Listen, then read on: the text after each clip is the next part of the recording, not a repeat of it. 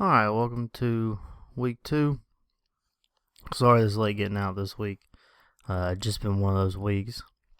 I tried recording yesterday and then the quality was really bad, so I just restarted to do it this morning. So again, sorry this is late getting out, but hopefully you can see it in time. At least not for this week, if for next week, and apply it to your game. Alright, I've been trying to focus a lot on positive reinforcement so far with the reviews, at least this season. But there's some, negative feedback we do have to talk about. Some things we have to make sure we all see and we're aware of that we won't called. This is play I'm sure you've all seen. This is on the ESPN games in Georgia. And see the look back and the spike. This first look back is okay. I mean, he's just looking to see who's behind him. But then that, the little back pedaling into the end zone.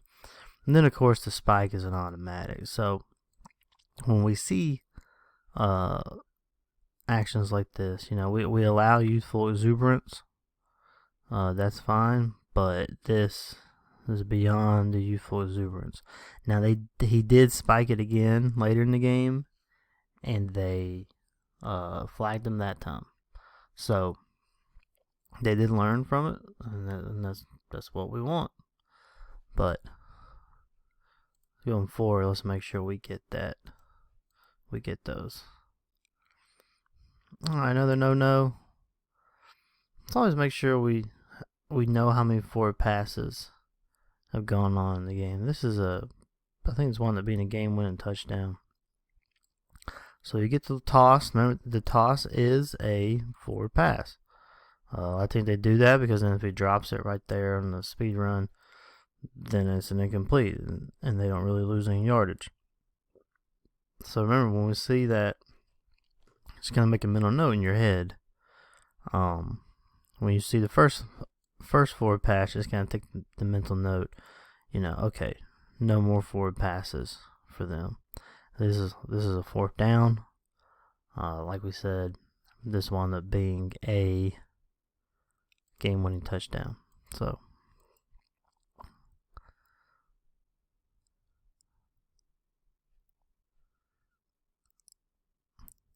I remember wings. You got a lot going on.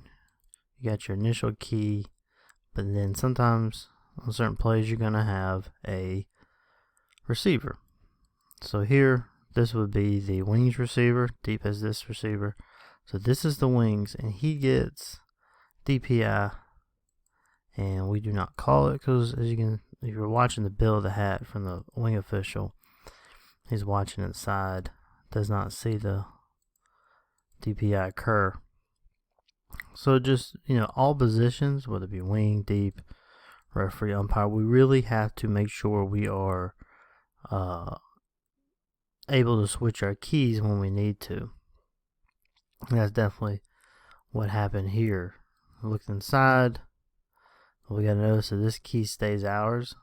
This receiver, especially if he's coming across like that, you kind of got to realize he may possibly be going out for a pass. So we want to have him, key on him as our key, and then we don't miss that. Just kind of the same vein of DPI. I just want to look at what is not OPI. And this wasn't called, and I'm not saying they called this. I just think it's a good example. The receiver has the right to come back to the ball like this. So if it's a short ball, he has a right to the ball. So he has a right to stop and then try to come back. Obviously, he can't push off or anything or hold or anything like that as he's coming back. And what happens here is that's just chicken fighting. So this is a good job of the deep official not being flag happy on an OPI. And I want to point out too, his cushioning right there is really good. A really good cushioning on the deep right there. But yeah, the receiver, they have the right to come back to the ball if it's short like that.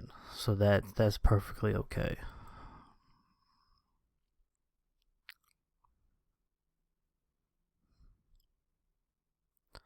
While we're talking about keys, let's watch this receiver at the bottom. Now he doesn't commit an illegal block The block right there is fine. I just show this because I want to point out that deeps, he's still our key even when he comes in like that. So let's make sure we're still keeping an eye on him and watching him, especially when they come in on a linebacker like that. And we're watching to make sure that block is still legal. Again, this block is legal. There's nothing illegal about it. I just show this point out as a reminder to the deeps that we still have that.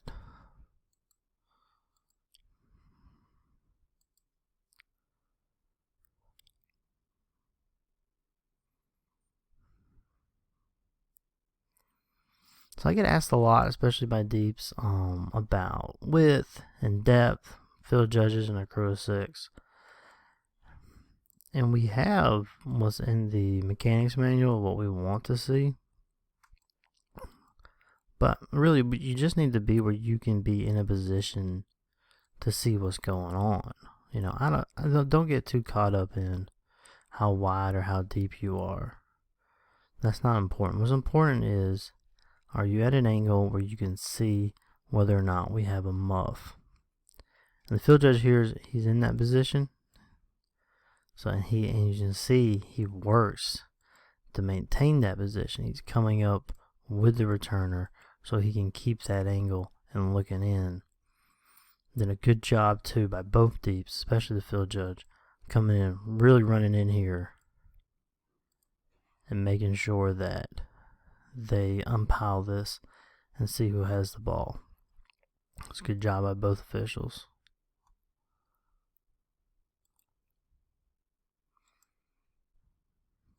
Alright, let's talk about a few things here. Remember, you cannot have 2 people in motion at the same time.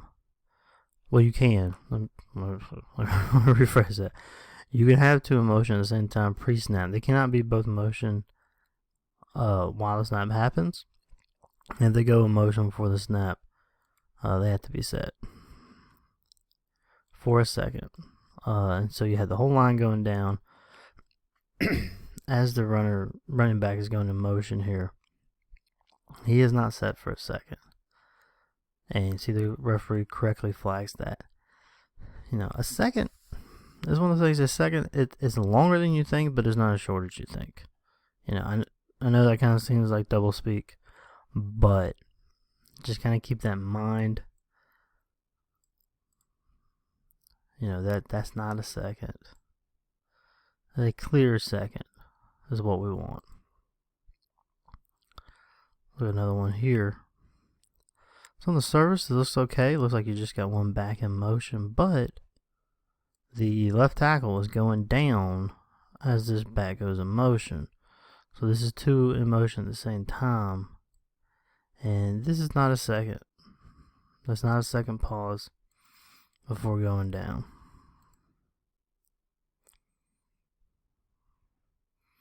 Same thing here, got a lot going on, a lot of movement, and that's not a second. See, referee correctly flags that. I'll show it to you again. A lot going on. A lot of movement. No second pause. Good job by the white hat there.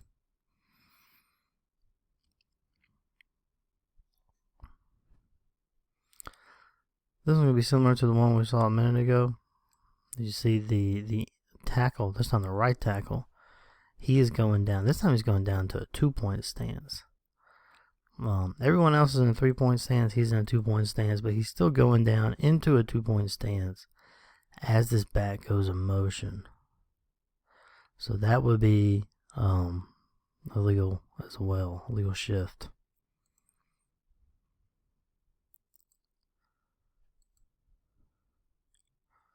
Here's a good job by the crew of holding on to your whistle.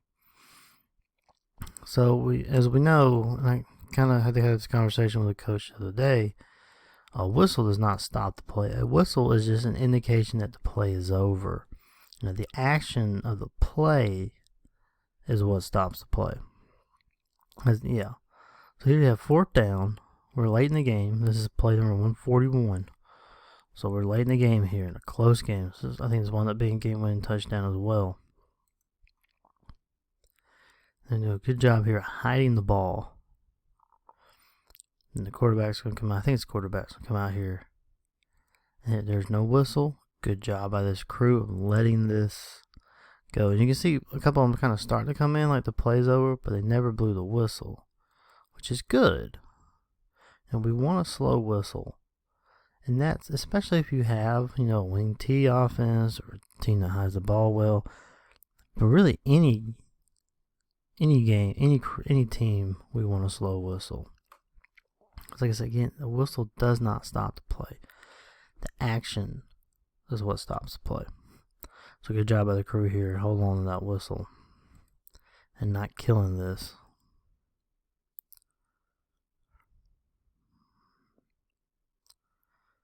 Remember last week we had the illegal helmet contact, face tackling. Here we're gonna have straight up targeting. So remember, if you come in, you lead with the crown of the helmet. That's spearing. If it's below the shoulders, if it's above the shoulders, then we elevate the targeting. When a quarterback goes down, when he slides like this, or any player, if they slide, the onus is on the defender to adjust his target area. And see here, he doesn't. He still comes in with that crown of the helmet. And this time he's going to make contact to the head. So this was correctly called as a targeting. So here's another one we want to look at. Still a quarterback keeper. This one's going to be kind of a piling on. You're going to see that defender's going to come in with his helmet down, lead him with the crown. Well, looks like kind of he comes in the elbow. Maybe a shoulder, above the shoulders. Either way, this should be a foul. Because if he has that shoulder, just because the player's on the ground doesn't mean targeting's off.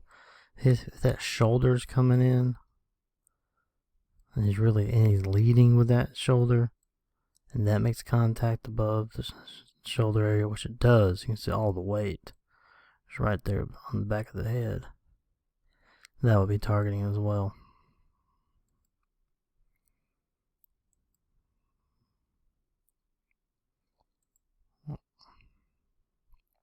Let's look at some illegal formations. His point of emphasis this year. So it's hard to tell with the angle. This back is good. Hard to tell the angle on this one. I'm going to assume he's good. But that'll be about as close as you can get to the line and still be legal.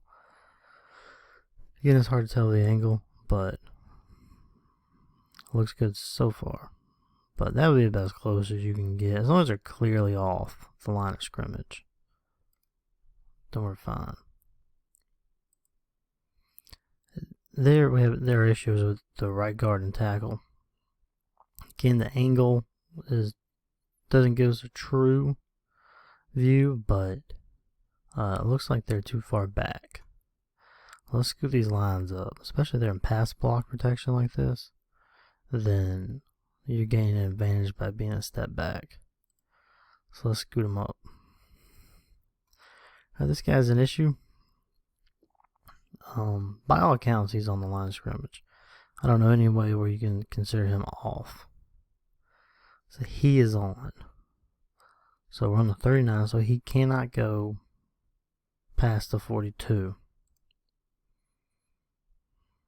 by the time the quarterback releases the ball.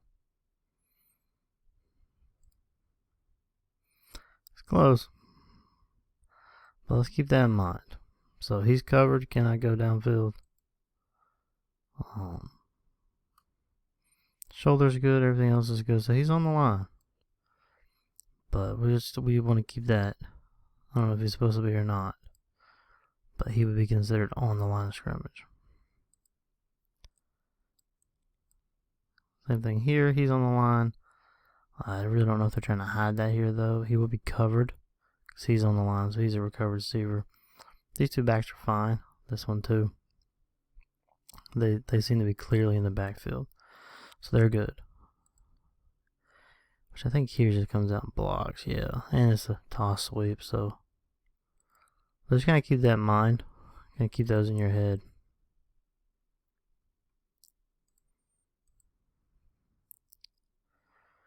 Let's talk about legal batting on a kick. Anything weird can happen on a kick. So when it comes to batting on a kick, K can only bat it toward their own end zone. They're batting it toward ours end zone.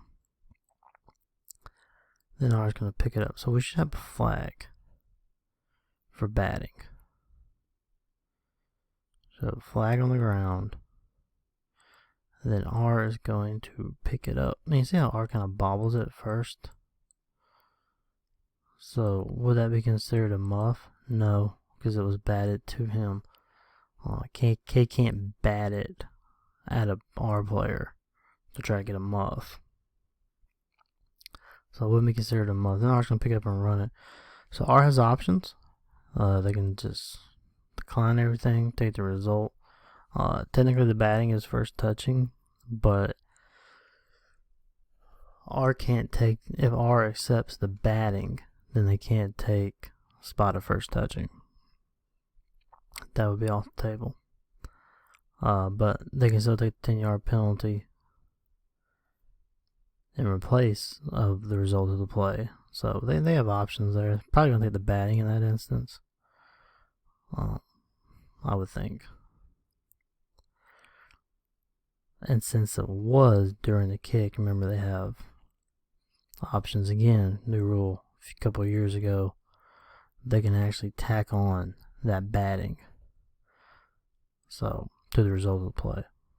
So if they picked it up right here, they can just tack that on. That would be that new rule. 2-3 years ago, whenever it was.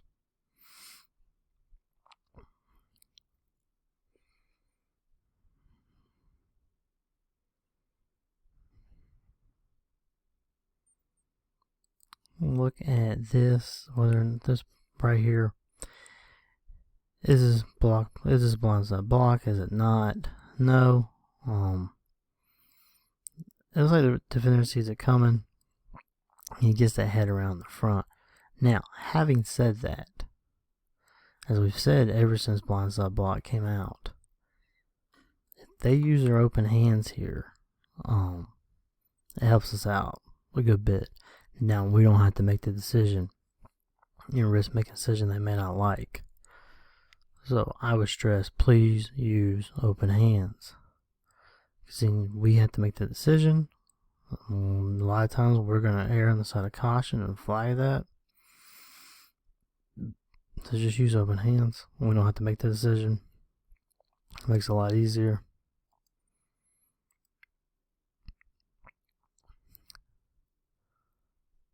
The last one we want to look at.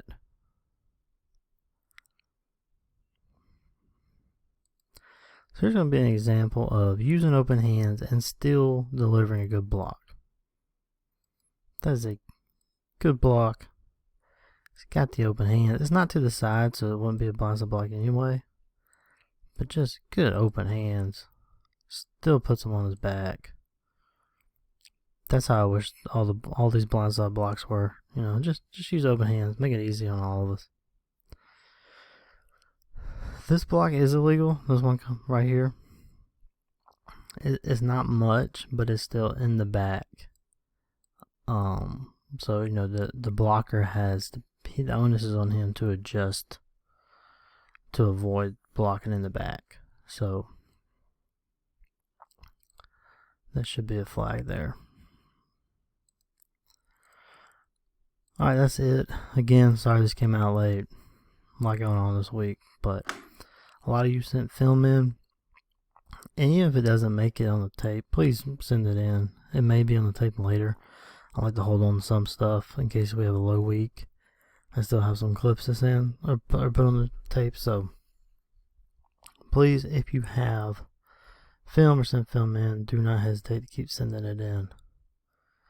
It may eventually make it on the tape. Alright, that's all I got. Stay dry, stay safe, and have a good week.